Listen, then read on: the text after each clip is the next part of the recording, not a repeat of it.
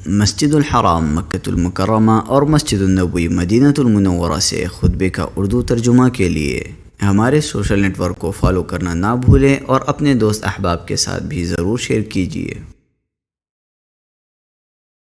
خطبہ جمعہ مسجد نبوی شریف بتاریخ 27 جمادی الاخر 1444 ہجری بمطابق 20 جنوری 2023 عیسوی، بعنوان ذمہ داران اور ملازمین کے لیے قیمتی پند و نصائح، خطیب فضیلت الشیخ ڈاکٹر حسین آل الشیخ، ترجمہ و آواز نسیم سعید تیمی۔ بے شک تمام تعریفیں اللہ کے لیے ہیں، ہم اس کی تعریف بیان کرتے ہیں، اس سے مدد، مغفرت اور ہدایت طلب کرتے ہیں۔ ہم اپنے نفس اور برے اعمال سے اللہ کی پناہ چاہتے ہیں۔ جسے وہ ہدایت دے اسے کوئی گمراہ نہیں کر سکتا، اور جسے وہ گمراہ کر دے اسے کوئی ہدایت نہیں دے سکتا۔ میں گواہی دیتا ہوں کہ اللہ کے علاوہ کوئی معبود برحق نہیں، وہ تنہا ہے، اس کا کوئی شریک نہیں، اور میں گواہی دیتا ہوں کہ محمد صلی اللہ علیہ وسلم اس کے بندے اور رسول ہیں۔ بے شمار درود و سلام نازل ہوں ان پر، ان کی آل پر اور صحابہ کرام پر۔ اے مسلمانوں، اللہ کی وصیت کو لازم پکڑو، یعنی اللہ سے ڈرو خلوت و جلوت میں، تاکہ تم دنیا و آخرت میں کامیاب ہو جاؤ۔ اے لوگو، اللہ سے ڈرو اور نیک اعمال کرو، وہ تمہارے گناہوں کو بخش دے گا، اور جو شخص اللہ اور اس کے رسول کی اطاعت کرے گا وہ کامیاب ہو جائے گا۔ مسلمانوں، شریعت اسلامیہ کے اغراض و مقاصد میں یہ داخل ہے کہ اس کائنات کو ہر اس چیز سے آباد کیا جائے جو انسانیت کے لیے نفع بخش ہو، جس میں سماج اور افراد کے شخصی اور عوامی مفادات مضمر ہوں، اور جو لوگوں سے فساد و بگاڑ کو روکنے میں معاون ہو۔ اس لیے ضرورت اس بات کی متقاضی ہے کہ بعض ایسی ذمہ داریوں کے بارے میں یاد دہانی کرائی جائے جن کا تعلق معاشرے اور افراد کی زندگی کے مصالح و مفادات سے ہے، اور یہ ذمہ داریاں ان لوگوں سے متعلق ہیں جو معاشرے کے مصالح کی تکمیل کے لیے سرکاری یا پرائیویٹ سیکٹر میں برسر روزگار ہیں، کیونکہ ان ذمہ داریوں میں کمی و کوتاہی تعمیر و ترقی کی راہ میں رکاوٹ ہے۔ ہم اس گفتگو کو چند نکات کی روشنی میں رکھنا چاہتے ہیں۔ پہلا نقطہ، سرکاری یا غیر سرکاری ہر ملازم کو چاہیے کہ وہ اپنے دل میں اللہ کے سامنے اپنی جواب دہی کا احساس تازہ رکھے، اور یہ جان لے کہ وہ اللہ کے سامنے بہت بڑی امانت کا ذمہ دار ہے، پھر اپنے حاکم کے سامنے، پھر پورے سماج کے سامنے۔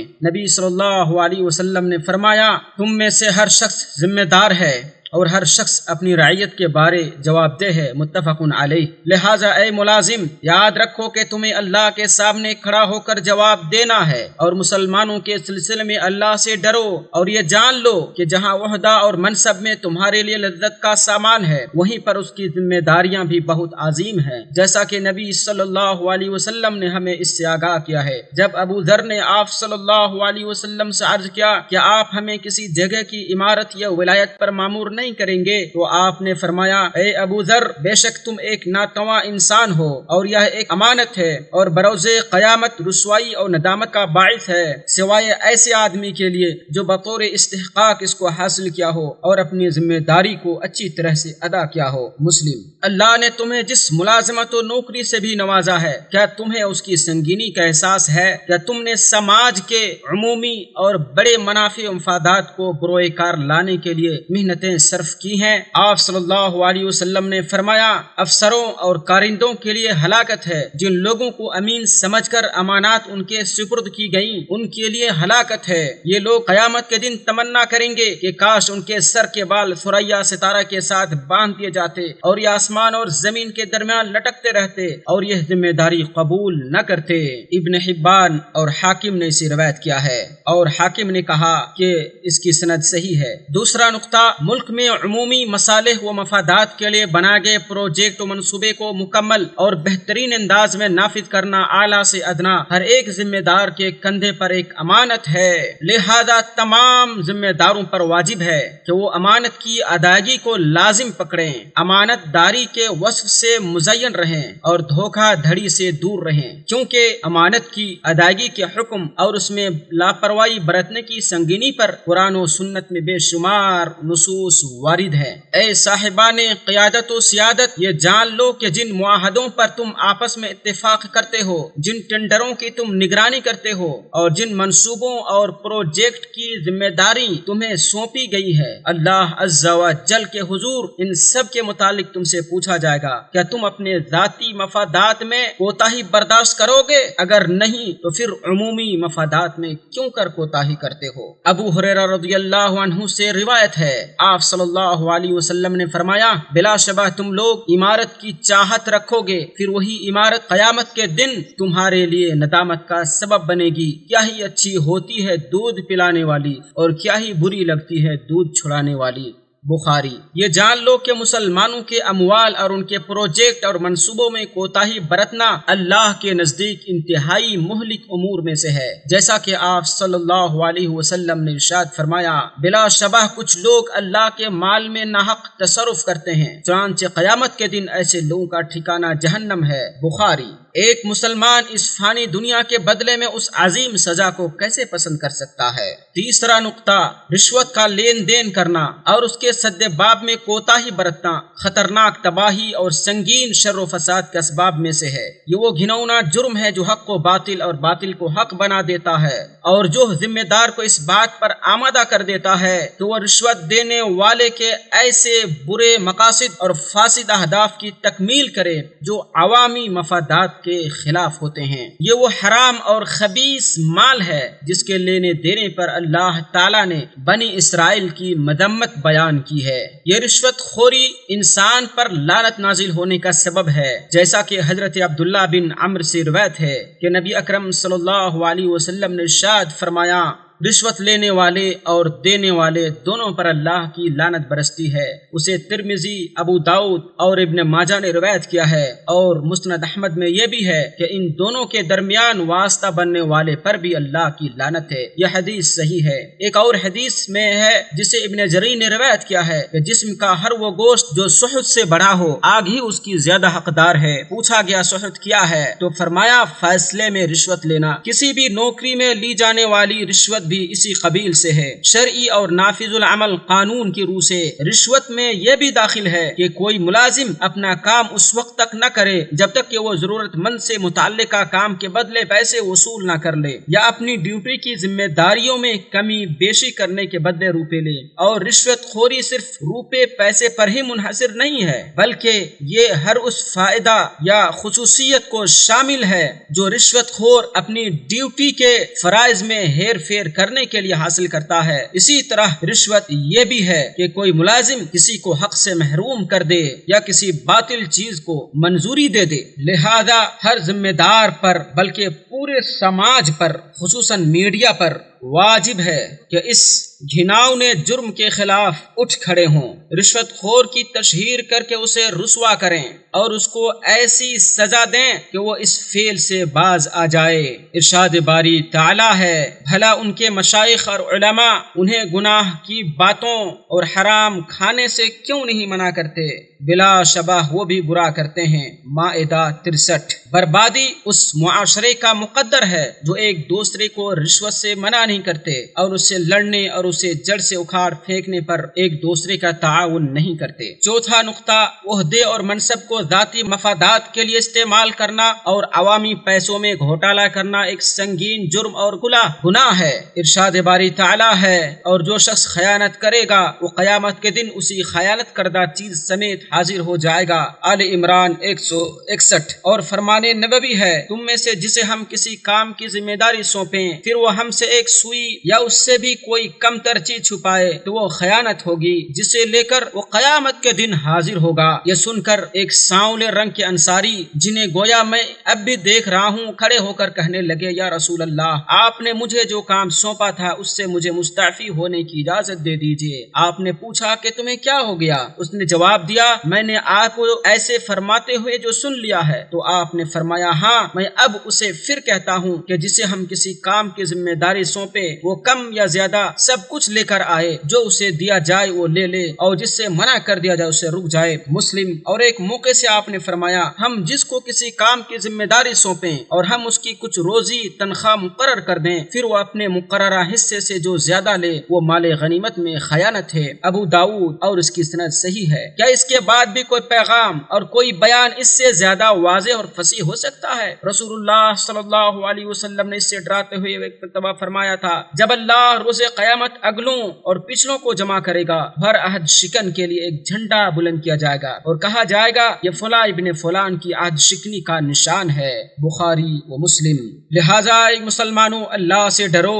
پانچواں نقطہ، ہر ملازم پر فرض ہے کہ وہ مسلمانوں کے بارے میں اللہ سے ڈرے، ان پر سختی نہ کرے اور سماج کے مفادات کے حصول کے لیے حاکم کی طرف سے بنائے گئے نظام کے مطابق ان کے معاملات میں آسانی پیدا کرے۔ اللہ رب العالمین نے حضرت موسیٰ علیہ السلام کا تذکرہ کرتے ہوئے ارشاد فرمایا، اور موسیٰ نے اپنے بھائی ہارون سے کہا کہ میری قوم میں میرے جانشین رہو اور اصلاح کرتے رہو اور مفسدوں کی راہ پر مت چلو۔ اور اس کا معنی یہ ہے کہ ان کے ساتھ نرمی اور احسان و بھلائی کا برتاؤ کرتے رہو، جیسا کہ امام بغوی نے کہا ہے اور امام شوکانی کہتے ہیں، یعنی بہترین تدبیر نرمی اور شفقت اور احوال کی خبر گیری کے ذریعے بنی اسرائیل کے امور کی اصلاح کرتے رہو۔ اے مسلمانوں، حضرت عائشہ رضی اللہ تعالی عنہا سے مروی اس عظیم حدیث کو سنو۔ آپ وہ کہتی ہیں کہ میں نے رسول اللہ صلی اللہ علیہ وسلم کو اپنے اس گھر میں فرماتے ہوئے سنا، اے اللہ، جو شخص بھی میری امت کے کسی معاملے کا ذمہ دار بنے پھر وہ ان پر سختی کرے تو بھی ان پر سختی فرما، اور جو میری امت کے کسی معاملے کا ذمہ دار بنے پھر وہ ان کے ساتھ نرمی کرے تو بھی ان کے ساتھ نرمی فرما۔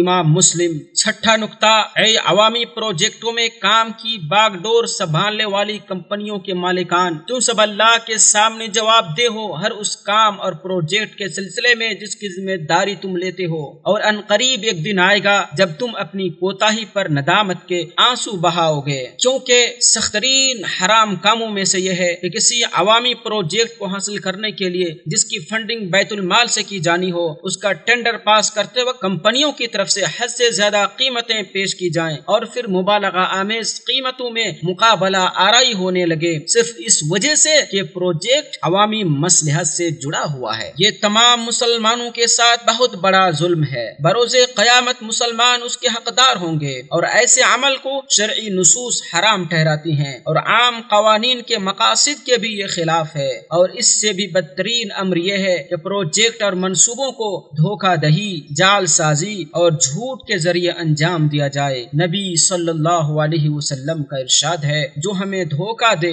وہ ہم میں سے نہیں۔ مسلم۔ کمپنی والوں، نبی صلی اللہ علیہ وسلم کا وہ فرمان یاد رکھو جس میں آپ نے فرمایا، سب سے پہلے انسان کے جسم میں اس کا پیٹ سڑتا ہے، پس جو کوئی طاقت رکھتا ہو کہ پاک و حلال کے سوا اور کچھ نہ کھائے تو اسے ایسا ہی کرنا چاہیے۔ بخاری۔ بڑے ظلم میں سے یہ بھی ہے کہ عوامی منصوبوں کے نفاذ میں تاخیر کی جائے اور مسلمانوں کے مفادات اور ان کے فائدے کی چیزوں کو ان کے حوالے کرنے میں ٹال مٹول کیا جائے۔ نبی کریم صلی اللہ علیہ وسلم کا ارشاد ہے، مالدار آدمی کا قرض کی ادائیگی میں ٹال مٹول کرنا ظلم ہے۔ آخری نقطہ، حاکم وقت نے جن نگراں اداروں کو یہ ذمہ داری سونپ رکھی ہے ان پر فرض ہے کہ وہ اللہ سے ڈریں، ہر چھوٹے بڑے کام کی ہر ممکن نگرانی کریں اور ہر ذمہ دار ادارے کا تمام پروجیکٹ میں انتہائی دقت کے ساتھ محاسبہ کریں اور اس میں تحقیق و تفتیش اور پوچھ تاچھ کے تمام پہلوؤں کو سامنے رکھیں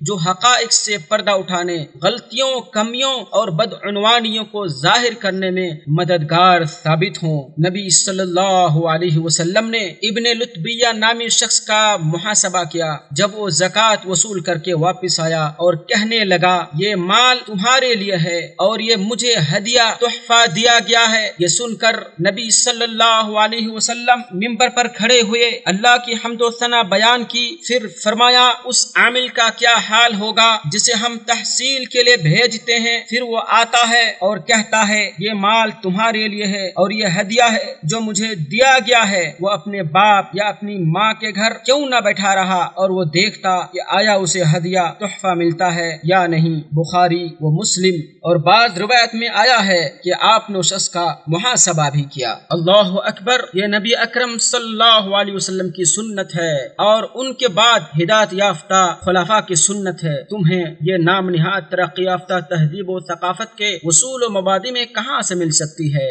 اللہ صحابہ کرام سے راضی ہو جائے۔ اللہ تعالیٰ میرے اور آپ سب کے لیے قرآن کریم کو بابرکت بنائے اور اس میں موجود ذکر و آیات سے نفع پہنچائے۔ یہ بات کہتے ہوئے میں اللہ سے اپنے لیے، آپ سب کے لیے اور بقیہ تمام مسلمانوں کے لیے ہر ایک گناہ سے مغفرت طلب کرتا ہوں۔ آپ بھی اس سے مغفرت طلب کریں، بے شک وہ بڑا معاف کرنے والا اور رحم کرنے والا ہے۔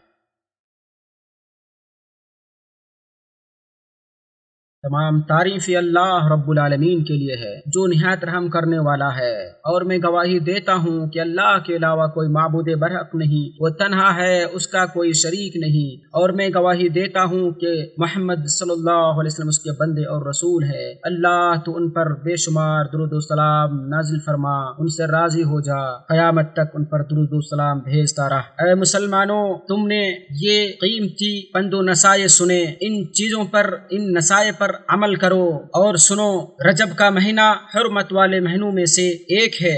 دیگر حرمت والے مہینوں کی طرح اس میں بھی اللہ تعالیٰ کے نزدیک حرمت والی چیزوں کی تعظیم اور اللہ رب العالمین کی جانب سے مقرر کردہ حدود کی پاسداری نہایت ضروری ہے۔ ان حرمت والے مہینے کی اللہ کے نزدیک بڑی خصوصیت ہے۔ ارشاد باری تعالی ہے، بے شک اللہ کے ہاں مہینوں کی گنتی 12 مہینے ہیں۔ اللہ کی کتاب میں اس دن سے اللہ نے زمین اور آسمان پیدا کیے، ان میں سے 4 حرمت والے ہیں، یہی سیدھا دین ہے، سو ان میں اپنے پر ظلم نہ کرو۔ جان لو کہ اس مہینے میں کوئی مخصوص عبادت ثابت نہیں ہے، اور ہم پر سنت کی اتباع اور بدعت سے احتراز ضروری ہے۔ ابن حجر فرماتے ہیں کہ بعض روایتوں میں ہے کہ رجب مہینے میں بڑے بڑے حوادث وقوع پذیر ہوئے، لیکن ان میں سے کوئی بھی روایت صحیح نہیں ہے، اور صلاۃ رغائب کی فضیلت کے تعلق سے جو مرویات ہیں وہ سب جھوٹ اور باطل ہیں، صحیح نہیں ہے۔ اور جہاں تک رجب مہینے میں عمرہ کرنے کی بات ہے تو حضرت عائشہ رضی اللہ تعالی عنہا نے اس بات کی نفی کی ہے کہ نبی صلی اللہ علیہ وسلم نے رجب مہینے میں عمرہ کیا ہے، اس لیے یہ بھی دیگر مہینوں کی طرح ہے۔ اور جہاں تک روزے کا تعلق ہے تو نبی صلی اللہ علیہ وسلم سے